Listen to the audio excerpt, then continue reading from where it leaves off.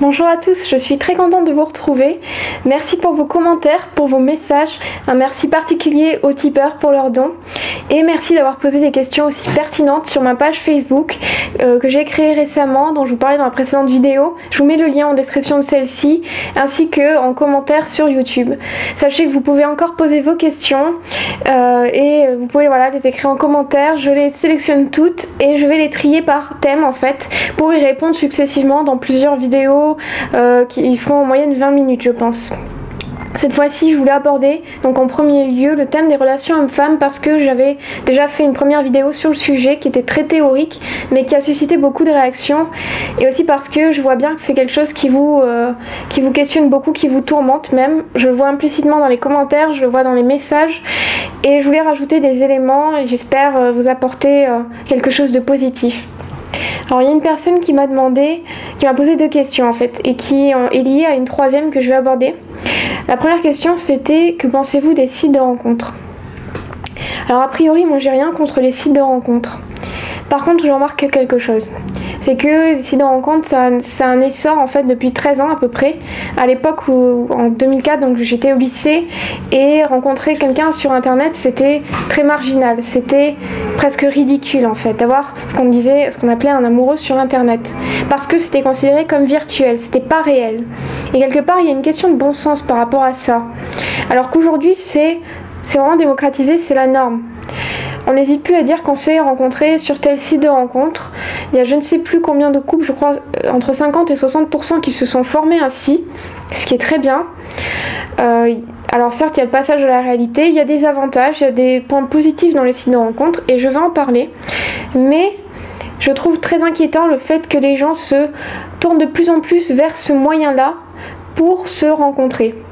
Ça dénote bien un problème dans notre société entre les hommes et les femmes, qui n'arrivent plus du tout à aller l'un vers l'autre, hors des écrans, sans moyen intermédiaire entre eux en fait. En tant que femme, je remarque que les hommes ont vraiment des grandes difficultés pour aller vers nous, pour aborder, pour montrer leur intérêt. Je suis aussi, alors c'est peut-être particulier à ma nature, hein, mais j'ai une horreur pure des jeux de séduction, des sortes de conseils sur les sites de rencontres, du genre il faut faire je te suis, tu me fuis, fuis-moi je te suis, bref ce genre de choses, ou alors se questionner pour savoir il faut pas répondre aux messages trop vite parce que sinon il va croire qu'on pense trop à lui, mais il faut quand même laisser tel temps, faut attendre tant de jours. Non, c'est pas possible, c'est pas du tout ça la rencontre entre un homme et une femme, c'est pas du tout ça la relation homme-femme, pitié, ça c'est une horreur. Ça c'est quand on se dirige vers une optique de drague, de passion et de désir, c'est-à-dire qu'on veut attirer l'autre à soi pour briller, pour revaloriser son ego, pour posséder l'autre comme un objet parce qu'on a envie de l'utiliser pour se faire du bien, et ensuite vogue la galère. Voilà, c'est très pervers je pense, parce qu'on est dans le masque, on est dans la parodie. Et le problème c'est qu'on nous donne ces codes comme une norme dans l'esprit de la plupart des gens, hein, pour l'opinion publique. Et du coup, on ne sait plus comment se comporter face à un homme ou face à une femme, sans parler de la confusion des rôles. On ne sait plus, hors de certains cadres, si telle femme que l'on rencontre, enfin pour vous, donc les hommes, hein, je parle pour vous, ou même pour nous aussi les femmes, hein, on a ce problème, ne vous méprenez pas, est un homme moderne, une femme moderne, traditionnelle, comment se comporter. Beaucoup se posent trop de questions, enfin pas trop de questions, mais se posent des questions qu'ils ne devraient même pas se poser parce que c'est innaturel d'en être arrivé là, c'est une catastrophe. Et c'est vrai que les sites de rencontres fournissent une solution à ça, parce que il y a une franchise en fait, quelque part.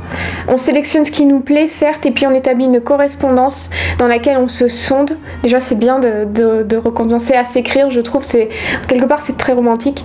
On sonde nos points communs, notre façon de penser, pour voir s'il y a une connivence, et ensuite passer à la réalité sans finalement dans cette étape où il y a trop de crainte de rejet, il y a trop d'hésitation, il y a peut-être trop de parade en fait, trop de façade. C'est un des avantages, bon. Mais en soi c'est pas souhaitable. Comme je disais, il y a ce problème entre les hommes et les femmes. Je remarque aussi, alors je vous donne mon point de vue féminin, que dans les commentaires, énormément d'hommes sont très vindicatifs à l'égard des femmes françaises. Même dans la réalité, des hommes sont très méfiants, très distants, très froids, ou ils n'ont pas un comportement très naturel, ou très timides. Je remarque aussi que les hommes de droite, très galants, polis, bien éduqués, intelligents, n'osent plus aller vers les femmes supposément de droite, par exemple dans une conférence, c'est rare. Peut-être parce que justement ils se retiennent et on leur a tellement inculqué que la virilité est associée à l'agressivité qu'ils ne veulent pas se montrer trop entreprenants.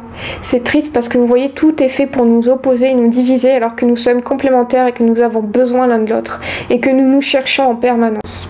Avec toutes ces techniques de séduction dont je parlais précédemment, on vous a fait perdre de vue quelque chose d'absolument fondamental. C'est qu'une relation saine entre un homme et une femme, elle s'établit naturellement. C'est-à-dire qu'il y a une progression harmonieuse et constante dans votre relation, un approfondissement au niveau de la confiance, du partage, de la joie que vous avez à être l'un avec l'autre, à échanger. Une relation malsaine, c'est une relation où il y a du calcul, où on compte le temps qu'on passe ensemble, qu'on passe pas ensemble aussi. C'est une relation où on se sent torturé, où on n'ose pas aller vers l'autre de peur d'être rejeté ou parce qu'on ne veut pas donner telle image à l'autre. Ça ne peut jamais fonctionner, ce genre de relation. Une relation réelle entre un homme et une femme, c'est une relation où il y a une connivence d'esprit. Une connivence d'esprit parce que on sait qu'on s'accueille mutuellement l'un comme l'autre dans nos différences parce qu'elles sont complémentaires et on se tire vers le haut, on s'aide à progresser, on avance ensemble dans la même direction. Gardez toujours ça en tête. C'est pour ça que la première chose, la plus importante, parce que la deuxième question c'était comment trouver une femme comme vous. Bon, je finis ce que je voulais dire avant. La chose la plus importante pour trouver une femme, c'est d'abord de vous trouver vous-même. Il est extrêmement important que vous sachiez précisément comment vous fonctionnez, quel est votre cheminement de pensée, quel est votre mécanisme mental cognitif, et ensuite quelles sont vos qualités, vos défauts, vos forces.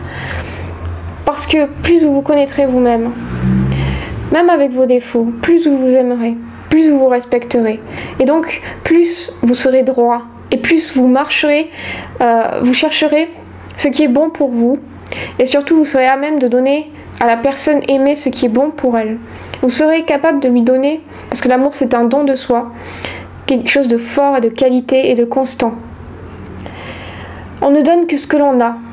Alors si vous voulez rendre une femme heureuse, et c'est valable pour les femmes ce que je dis bien entendu, je l'applique à moi-même, hein, c'est pour ça que je me permets de vous dire ça. Soyez le meilleur de vous-même, parce que c'est le meilleur que l'on veut donner à l'être qu'on aime. On veut son bonheur, on veut son bien, on veut tirer la personne vers le haut. Et pour être capable de faire ça, il faut soi-même être dans une certaine sérénité, une certaine confiance en soi, un certain équilibre psychique. Ça peut être même indépendant de ce que vous réalisez dans votre vie professionnelle. Ne vous focalisez pas sur ça, ça n'a rien à voir. Mais rien à voir. On s'en fiche de votre revenu. Et si vous tombez sur une femme qui s'intéresse à ça, eh bien c'est très bien que vous le voyez. C'est un principe de sélection. Fuyez. Tant mieux si vous l'avez vu. Tant mieux qu'elle vous l'ait montré. Vous évitez une mauvaise rencontre. Parce que c'est justement en vous connaissant vous-même intimement et ce fonctionnement que vous allez être capable de le détecter aussi chez les autres personnes. Et c'est là que vous allez être à la fois attiré, mais aussi que vous allez aller vers les bonnes personnes. Les personnes qui vous comprennent. Vous vous sentirez moins seul, forcément vous ferez les bonnes rencontres. Et vous serez dans un dynamisme à vous tirer mutuellement vers le haut. Vous serez face à des personnes aussi qui vous respectent. Et vous apprendrez par la même occasion à repérer immédiatement les personnes toxiques, celles qui vous méprisent, celles qui vous rabaissent, celles qui vous envoient des messages incohérents, celles qui vous mettent mal à l'aise, même si vous ne l'expliquez pas. C'est en développant votre bon sens et vous allez apprendre à les fuir et à vous en détacher, quitte à vous faire violence.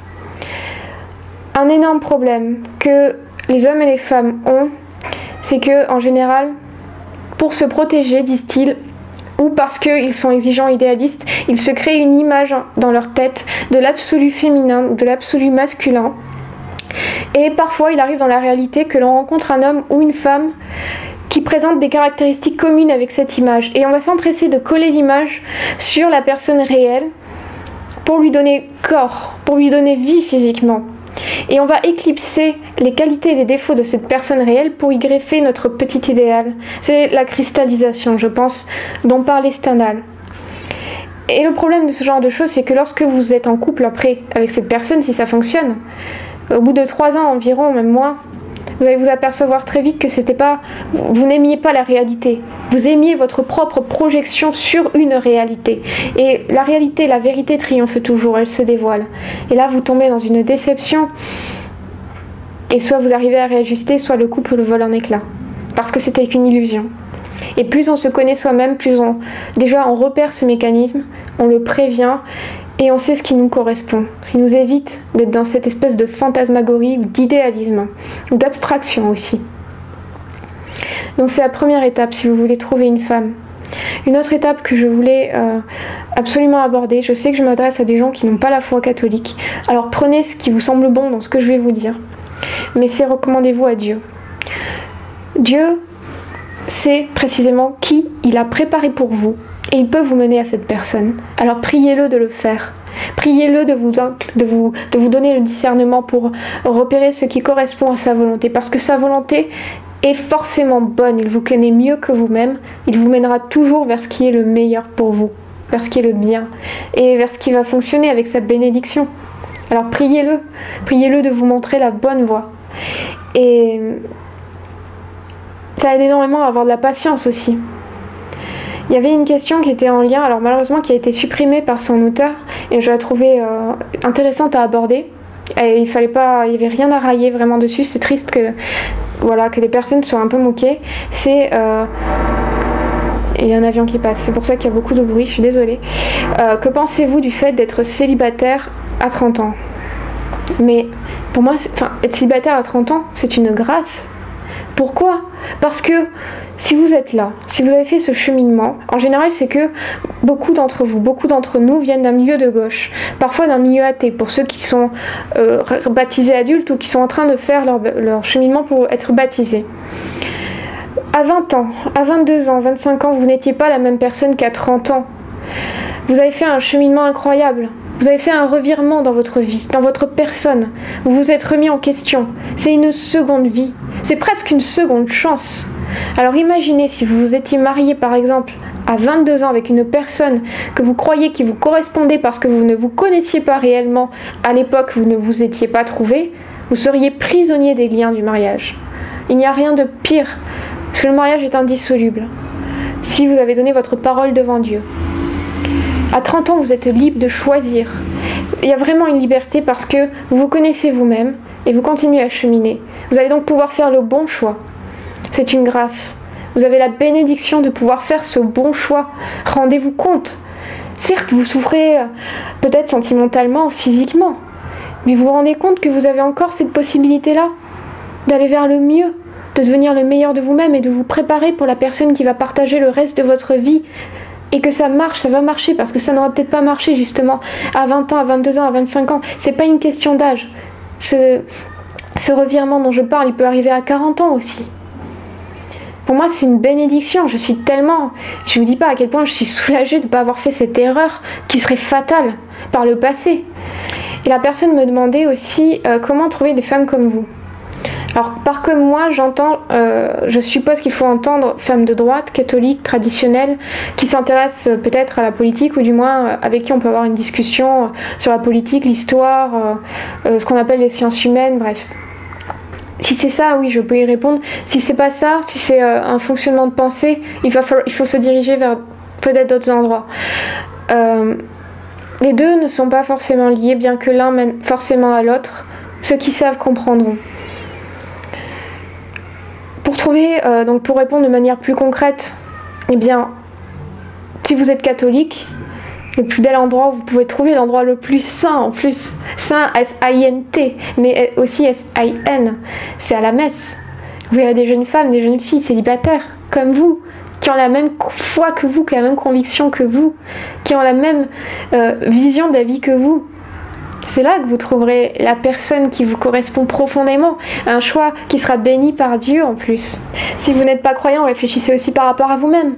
Par exemple, dans une conférence, choisissez un conférencier ou une conférencière que vous aimez particulièrement, qui parle de vos convictions les plus profondes, et allez voir qui y assiste. Alors certes, il y a généralement peu de femmes, je suis allée le constater par moi-même, mais ces femmes sont seules, j'ai remarqué, et personne les aborde, personne va leur parler. C'est dommage. Alors n'hésitez pas en tant qu'homme. Au pire, vous avez gagné une amie.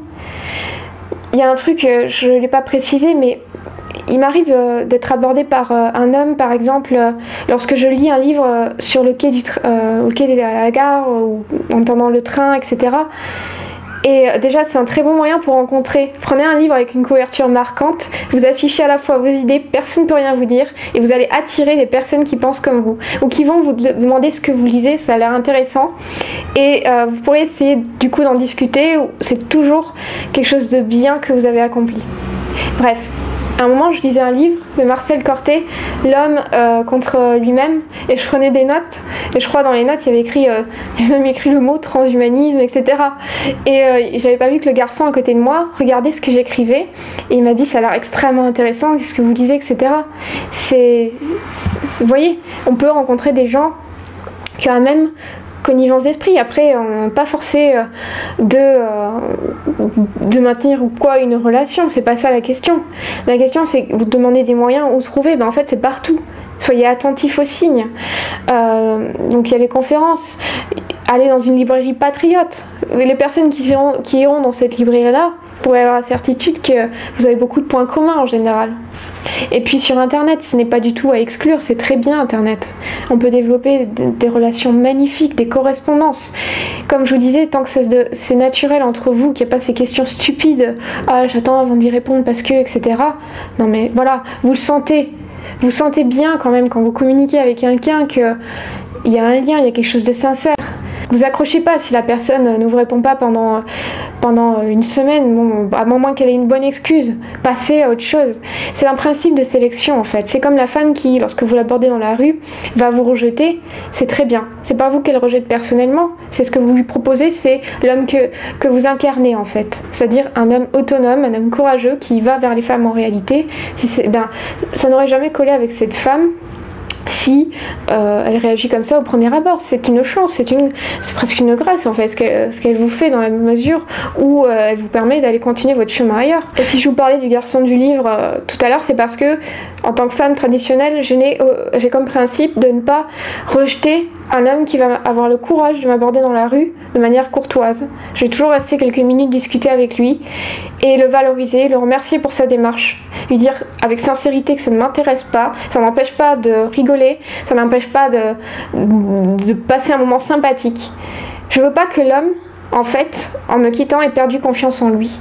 Et ce soit dit, les femmes, c'est vraiment des connasses, les françaises, etc. J'aborderai plus, je fais tous ces efforts pour rien. Vous voyez ce que je veux dire?